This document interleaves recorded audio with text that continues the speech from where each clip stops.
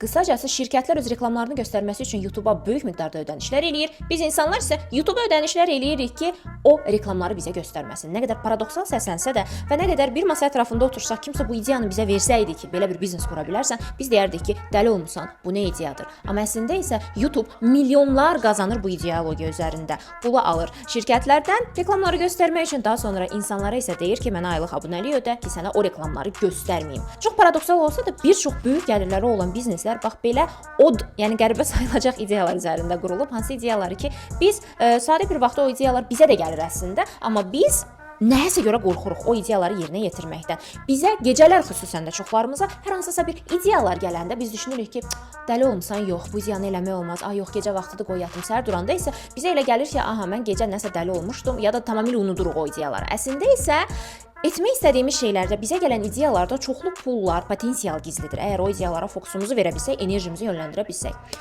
İndi soruşa bilərsiniz ki, bəs niyə enerjimizi yönləndirə bilmirik bu ideyalarımıza? Niyə dünyada insanlar çoxlu pullar qazanır qəribə ideyalar üzərində? Hətta çox zaman o qədər də sevilməyən məhsullar üzərindən. Bilirsiniz nəyə görə çoxlarımız? Hətta deyərdim ki, dünyada 80% insan ideyalarını həyata keçirə bilmir. Çünki dünyada 80% insanın həqiqətən də statistik olaraq rədd edilmə duyğusu çox yüksək dozajdadır. Yəni biz qorxuruq ki, ideyamız rədd edilər. Biz qorxuruq ki, o ideya sevilməz. Biz qorxuruq ki, biz biznes qursaq heç kəs baxmaz, heç kəs almaz, hamı bizə gülər. Niyə? Çünki bazı olaraq digər 2-5% insan ki var, kimlər ki ideyalarını çox sürətlə həyata keçirir.